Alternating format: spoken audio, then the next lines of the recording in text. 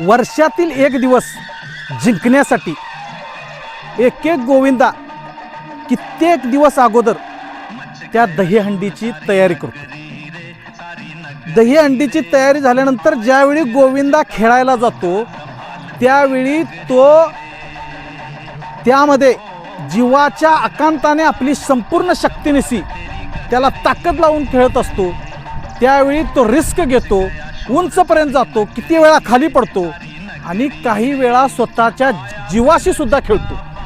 जीवाची पर्वा न करता खेळणारे गोविंदा कित्येक वेळा हरतातही आणि काही वेळा जिंकतात.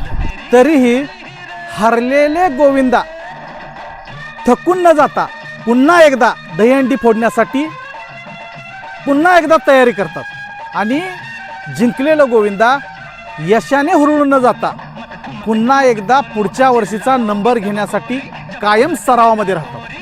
अशाच पद्धतीनं कित्येक तरुण स्पर्धा परीक्षेच्या माध्यमातून बिझनेसच्या माध्यमातून प्रयत्न करताना दिसत आहेत, सातत्यानं अयशस्वी होत आहेत. मित्र हो, मी तुम्हाला एक सल्ला देऊ इच्छितो. तुम्ही पहिल्या प्रयत्नात अयशस्वी व्हाल, दुसऱ्या प्रयत्नात अयशस्वी व्हाल, तिसऱ्याही प्रयत्नात अयशस्वी व्हाल, पण एक दिवस असा नक्की येईल तुमच्या आयुष्यात की ज्या दिवशी तुम्ही तुमच्या यशाची दहीहंडी नक्कीच फोडणार.